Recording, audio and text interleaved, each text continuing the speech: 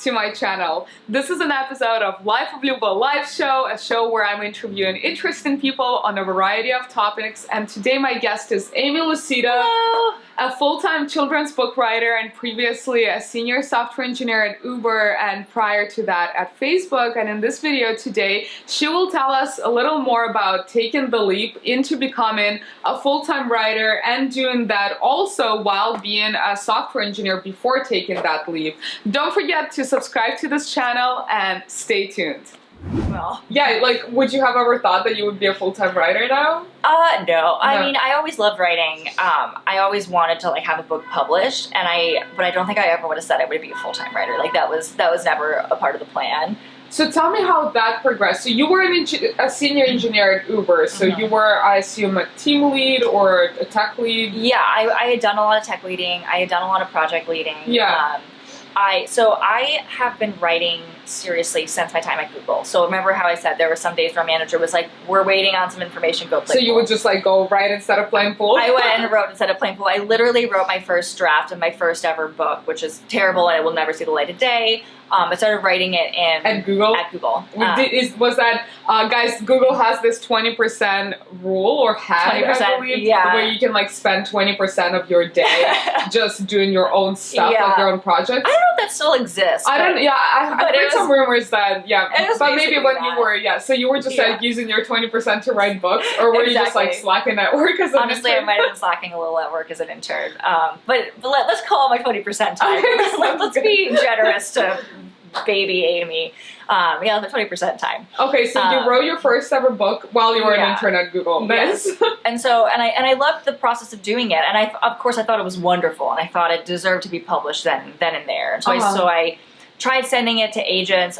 Of course, no one got back to me. It wasn't good. Well, at least you tried. At least I tried. Some people never try, right? Exactly. And I wrote it, and the way a friend phrased it to me in a certain way that I really liked, and it was in order to run a marathon, first you have to learn how long a mile is. Mm-hmm. And if you've never run before, you're like you feel like a mile is so long. Yeah. And it isn't until you like run a couple miles. I feel like a mile is maybe even half a mile is long when I run. But if you decide you want to be a runner. The first thing you do is you figure out how it feels to run a mile. For sure. And for me, writing that first book was sort of learning how it feels to run a mile. Makes sense. Because being a published author and having an authorial career is a marathon. You're not just writing one draft of one book. You're probably going to write 4 or 5 books before one even is good enough to get published. Right. And on top of that, you're revising and revising and revising. And so every draft through that book is another mile. Yeah. And so writing a draft of a book was my way of figuring out if this is something that I actually even enjoyed doing. And so I did it that summer. I spent the rest of my time in college revising it, and I ended up doing it for my senior thesis. I ended up getting honors in literary arts. Another accident where I was like, I want to make this book a thing. I have a teacher who's willing to help me with it. Yeah. And so I by the end of my time in college, I had sent that book to a bunch of agents, and I had started writing another book. And that other book was way better, and I actually really love it. And I want to get back to it one day. It's not great. It needs work. Yeah. But it has a lot of potential. And then I went to Facebook, and I kind of paused writing for a bit because I was so busy with my new job and my new city and my new friends and all this stuff. There were a couple moments when I was at Facebook where I wasn't super happy, and I wanted a change. And so one of the things that I did at that, like when I felt like I needed a change, was I secretly started interning for a literary agent.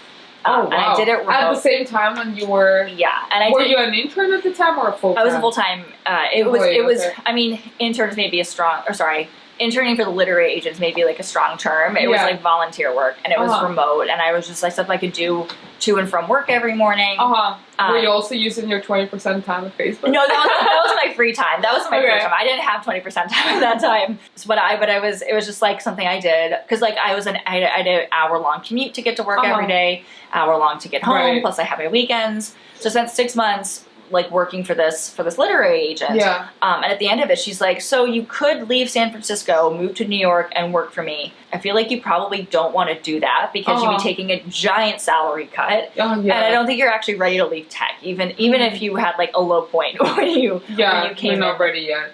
Exactly. And she's like, but it sounds like you really love writing. Yeah. And if that's the case, there are ways that you can write while being a full-time software engineer. Yeah. And one of the ways that she suggested was, it's called a low residency MFA program. Uh-huh. So MFA is Master of Fine Arts. Low residency means you live where you live and you go like on site once or twice a year. Yeah. And you are basically like at writing camp for 10 days at a time. Yeah. And so I did that at a place in Minnesota called Hamlin University. Uh-huh. And it was life-changing. It was a program. And that was not, it was online technically. It wasn't, well, kind of. It was like you'd go for 10 days, you'd be around these like other incredible writers, both like budding writers like myself, and also these very established, famous, and it was specifically for children's books too. So all these writers are like writing picture books and young adult books, and you know, they've won Newberries and Princes and Caldecotts, and just like a stunning array of teachers. And you go there for 10 days, and at the end of the 10 days, you get assigned an advisor, and that person is your teacher for the next 6 months. And so you write at home by yourself on your own schedule every month, and you pass along your work to them, and they give you feedback, and you have this exchange with them, and you have a different advisor every 1 to 4 semesters. At the end of it, you have a degree, and in theory, you have the skills to go become a writer, to go to do this thing for real. And so I left that program with a version of the book that would become my debut novel. Yeah, I spent 6 more months revising it. I got my agent about 6 months after I graduated. And now I'm about 4 months away from it coming out. Wow, that's amazing. Yeah. So you're 4 months away from publishing is it your first published novel? First published novel, yeah. And just to rewind a little back again, you're a children's book writer. Yes. So why children's book? Do you have children of your own? I don't know. So why children's? Honestly, I don't remember a time I ever made a choice to write children's books. I have, one of my good friends in high school, their mom wrote children's books, and so it was always something that I'd like heard of, and like I knew, so the first authors that I knew wrote children's books. I think that there was a time in my life, I was always a big reader. I always loved reading, but there was a time when I kind of stopped loving reading because I thought reading was like a challenge, where I was like, I have to read the hardest book, and I have to prove my intelligence based on like what books I read. And so even though I wanted to read, you know, kids books like YA, middle grade, I was forcing myself to read books that I didn't love because they were like challenging. Yeah. And so I stopped loving reading because it wasn't a fun thing anymore. It was like this. It was just like it was a challenge. Who gave you this idea that you had to read big books to prove your intelligence? I don't know if any one person gave it to me. I do know that this is a problem a lot of kids face, is these like Lexile levels.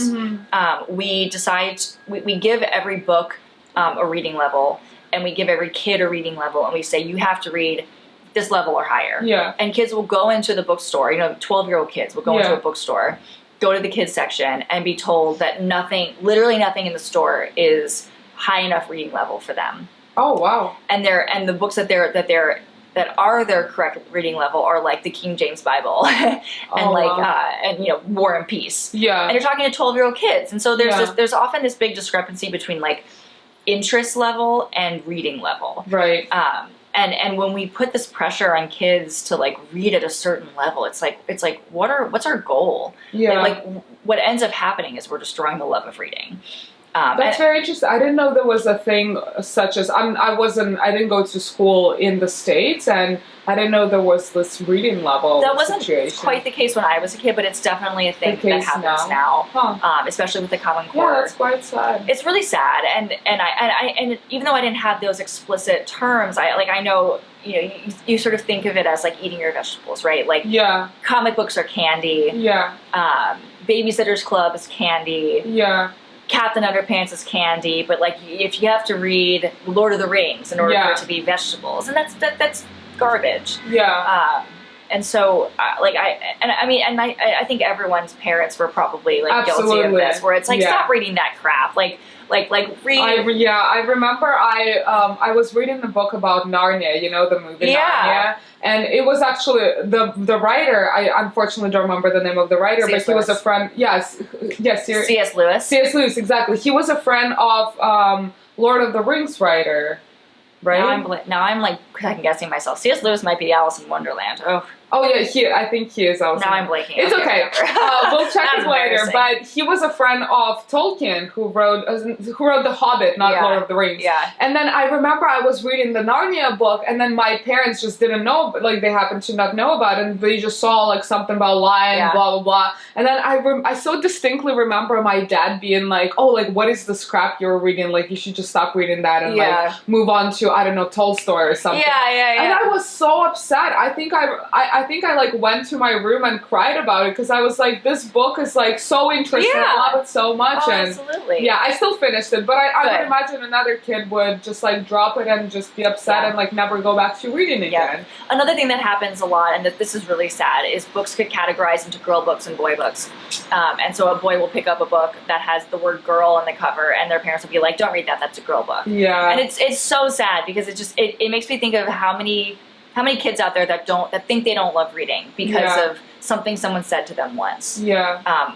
It makes me so sad. And another thing that happens a lot is kids end up, they can't find books with people that look like them. Yeah. And so they think that, there aren't books about kids like them. Yeah. So that's hopefully, that does seem to be changing a bit, but there's still a lot of work to do. When you started, writing your novel that's coming out in just 4 months while you were still a full-time software engineer. Yes. How did you combine those two things together? Like, how did you even compartmentalize it in your head with, I have this job, but then I'm very excited about my writing. Yeah. How did the writing not spill, or maybe it did, into your full-time? Well, I think it did in some, it's hard for it not to spill a little bit.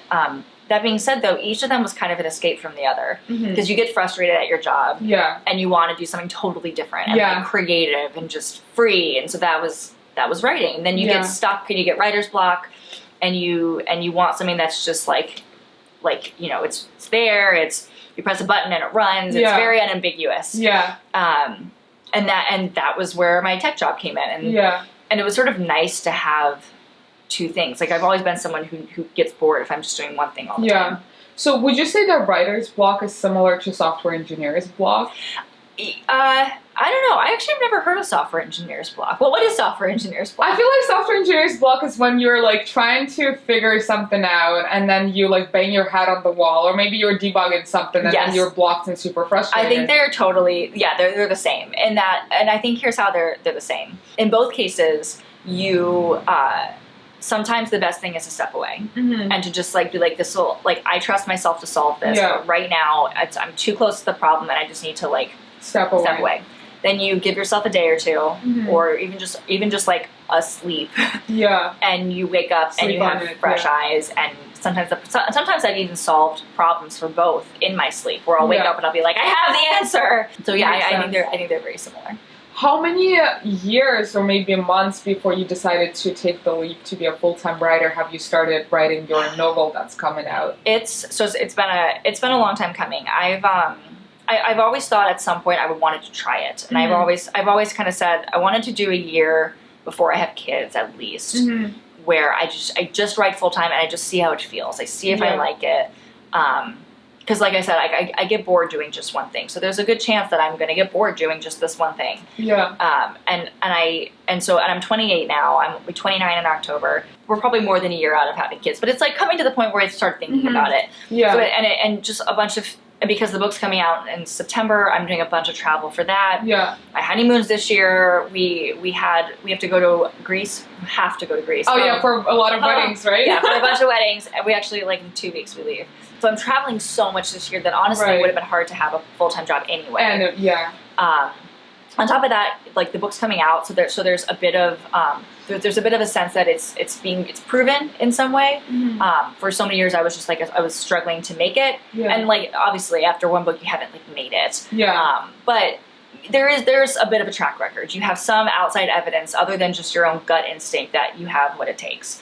And then between the Uber IPO just happened, like I just got married in October, and so I feel like it's sort of like this is such a perfect time. There is nothing, there will never be a better time. And so earlier this year, I was doing part-time at Uber, which was really wonderful. I was really lucky they let me do that. How did that work out? Is that a policy that Uber has about part-time work? I don't know how formal it was. It definitely was something that my managers were excited about, and HR was all involved. I might have been the first engineer to do it at Uber. Do you think you started a trend? Do you know of anyone else? I don't know. I mean, there's a part of me that kind of hopes so. There's a part of me also that's like, no, I it has its pros and cons, right? Like I knew that I was never going to get another tech lead position, given that I was doing part-time, because you need to be there 5 days a week. Did you stay at tech lead when you were working part-time, or did you have to step away? I had to step away. I had just switched teams back in like a year earlier, so back like May of last year. And so I hadn't done like a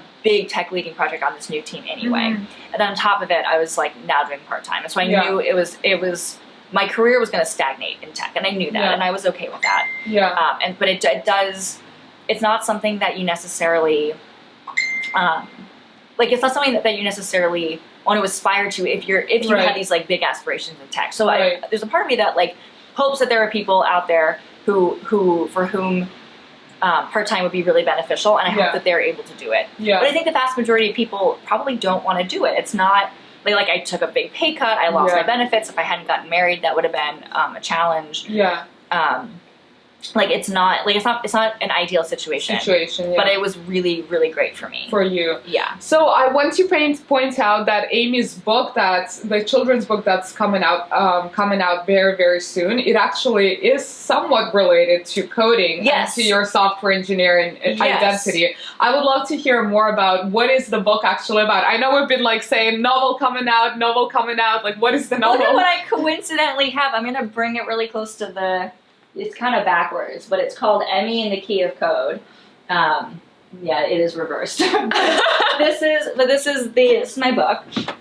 It is about a 12-year-old girl who comes from a family of musicians, and she loves music so much, but she is not good at making it, or she feels she's not good at making it.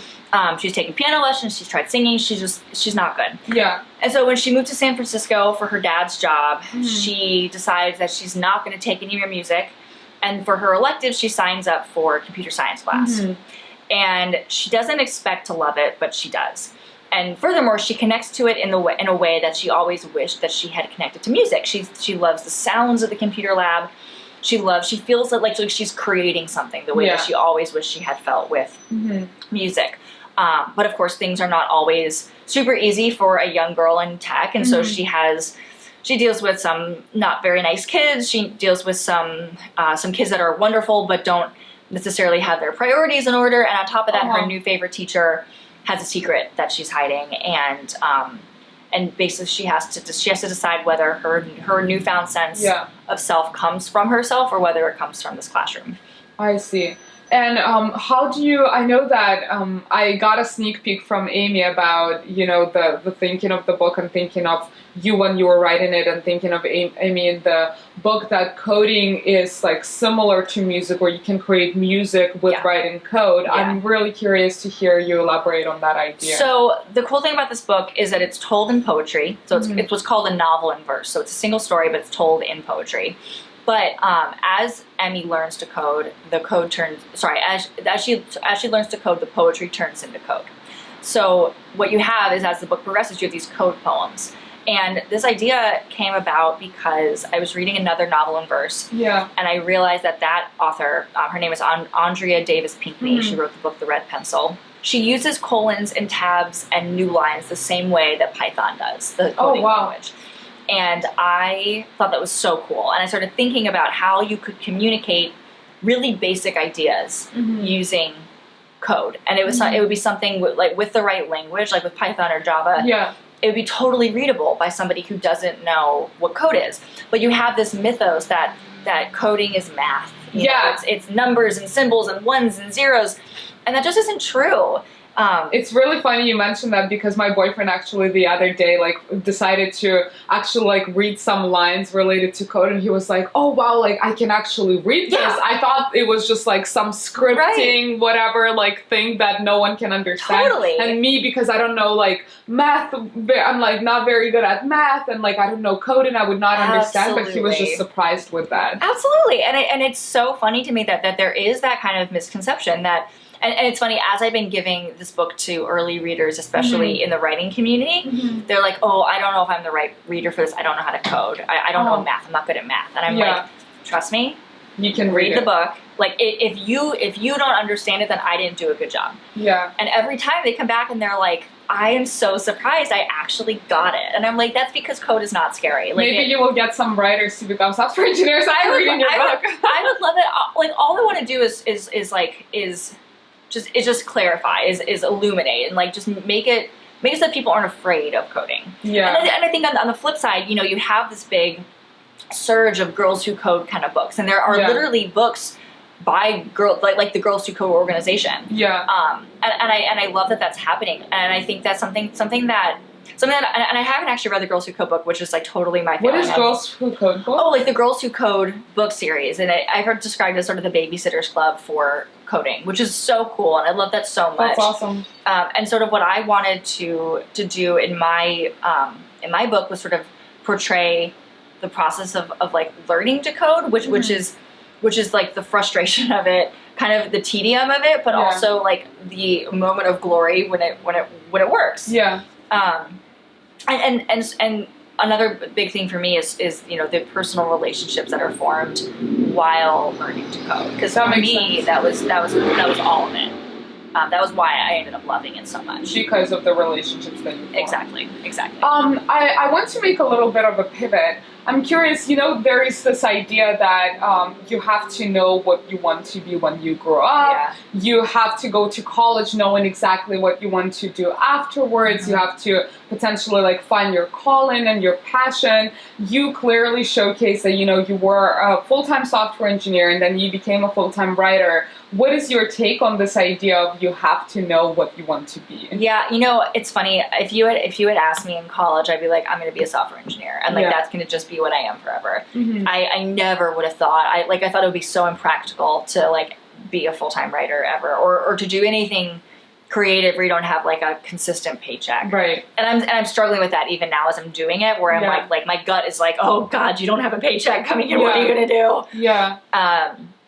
But actually one thing I talk about in the book is, Emmy's parents are musicians. She loves music. She thinks she's going to be a musician, and she's not good at it. Yeah. And she ends up doing computer science, right? And I think something that I added into the book later that I think is like critical is that she ends up rediscovering music through code. And so you think that you're not good at something, you think that you're never going to touch it again. You do something completely different, and you end up rediscovering the thing you loved in the first place. Yeah. And I think the same thing is kind of happening with me, with my trajectory and coding and writing, because I was a software engineer. People said, you should write about coding, you should write about software, like you're a woman in tech, like write an expose. And I'm like, God, I can't think of anything I want to do less than write about code. And then and so I did this totally different thing, and I was like, writing is an escape, and it's creative, and it's different. And then I ended up writing about code. Yeah. And so I think there is this kind of mythos that you know what you want to do, and you find a job and you stick to it, because sometimes you can end up totally veering off track, finding something you love, and then ending up kind of meeting in the middle anyway. Absolutely. Do you have another book coming out that, or I guess, do you have another book that you're writing already? I do have another book that I'm writing. It's like super nascent, where I've like drafted it a couple times. I'm actually reworking it in a different way now. It's about Judaism and food. Oh, wow. I don't want to say a whole lot more than that, just because it's it's like very nascent, but it has the same heart. It's similar themes, but it's very different. Makes sense. And do you miss coding now that you don't code? Well, it's only been a few weeks. So because I was on my honeymoon for 3 weeks. I was in Japan, and that was just like a vacation. Were you coding on your honeymoon? No, God, no. I don't think I'm going to touch code outside of what I'm going to do for like book promotion. probably for at least 6 months, if not longer. Okay. I like if I do end up missing it, I want to give myself the space to miss it. Yeah. Before I do it again, you know? Yeah, that makes sense. And is it because did you love coding when you were coding it, or was it like a means of some outlet and also means to, to have a good living? No, I think to me, the act of coding is not what's interesting. Coding is a tool that you use to solve problems. Okay. And when so it was the problem solving. It's the problem solving that was interesting. And coding is one tool you can use. Writing books is another tool. Making music is another tool. Baking is another tool. Like you have something you want to communicate, and you pick the right tool for the job. Yeah. And so for a long time, it was really interesting to me to solve product problems with code. Because I love people. I love thinking about what a user wants and trying to give it to them, but trying to also balance the company's needs also. Yeah. And so that to me was really interesting. And coding was just like a means to that end. I've never been, and I never will be the kind of person that's like, let's debate the merits of C versus C++. Like, I just don't care. Like, there's so many people like that. There's a lot of people like that. And and I'm so happy that those people exist because I don't want to be that person. But they're necessary, Yeah. But it's unfortunate that that's quite the stereotype, actually. So for people that don't feel that way, and it was like myself included, I felt like I couldn't be a part of it because I don't care about the merits of like C++ versus something else. Exactly. And that's another reason I kind of wanted to write this book is we have these misconceptions about what is necessary to be a successful software engineer, that you have to love it for the sake of the bits and bytes and the ones and zeros. Exactly. But Emmy, she finds her path to music through code. For her, it ends up being a creative tool, and I think that was the same for me. Yeah. But I think there are so many people, and thank God there are these people, because I don't want to be these people, but these people need to exist. I would never be like a systems engineer, Right. But I'm glad that there are. For sure. So I'm really curious, how can people find about your book? And I want to just show the book quickly. So I have, so this is the US version. We'll bring them up to the front so people can see them a little bit better. Yeah. This is the US version. This is the UK version. Although these are what's called ARCs. They're advanced reader copies. So ARCs. They are not out yet. It comes out in September, but you can absolutely... It smells so fresh. I love when I buy books. Smell. The new book smell. So the best way to buy it, if you live in San Francisco in particular, there's a bookstore called Booksmith, and I'm doing my launch event there, September 24th. You can pre-order it from there. Pre-orders are really, really helpful for authors. They basically tell the publisher that there's interest in the book. So if you have any interest in buying the book ever, please pre-order. That would mean so much to me. You could also do Amazon. You can do something called IndieBound. All of this is on my website, by the way. It's just amylucido.com. Also, I want to give my audience a chance to ask you 1 or 2 questions. So let's just quickly see if anyone has any questions. What are the good resources to learn how to publish your first book? Great question. That's a great question. Publishing your book takes a very long time. The first thing you have to do is write the book, which sounds counterintuitive. A lot of people think they want to sell it first and then write it after. But the first thing you have to do is write it. There's 2 different tracks to publication. The first is what I'm doing is traditional publishing, which typically means you first get a literary agent, then your agent sells the book to publishers. The other option is self-publishing, and you can do that through CreateSpace or Amazon Kindle Direct, I think is a thing. There's a bunch of different ways to do that. I would recommend, if you're at all interested, to check. There should be a lot of resources online. Something that I used when I was looking for my agent is something called Literary Rambles. I love that website. That was really helpful to me to figure out what the agent world is like, and who are reputable agents. So that's definitely a great place to start. There's also an organization called SCBWI, Society of Children's Book Writers and Illustrators. And that has been invaluable to me in my publication process as well. Amazing. Thank you, Amy. We have one more question that I think is pretty funny. How to become a hacker? Do you have any advice on how to become a hacker? I guess it depends on what you mean by hacker. Yeah, right? exactly. if you mean hacker and like the move fast and break things thing, yeah, I say learn some Python, learn some Java, build an app, learn Android's a nice easy place to start. I feel like, and build some code. If you mean like how to hack into like the system and like change your grades online or whatever, like I'm not the right person to ask about that. I've been very rule followy my whole life. Amy, I thank you so much for joining me today, for answering all the questions and for giving us inspiration and advice around, how to juggle your full-time career with your passion and then finally taking the trigger to follow your passion. Thank you for being here and taking the time. Thank you so much for having me. This has been so much fun. Yeah, and if you guys liked this video, I hope you did. Don't forget to give it a like and subscribe to the channel down below. There is going to be more episode of Life of Luba live show, and I hope you have a wonderful, wonderful day, and bye for now. Bye. Bye.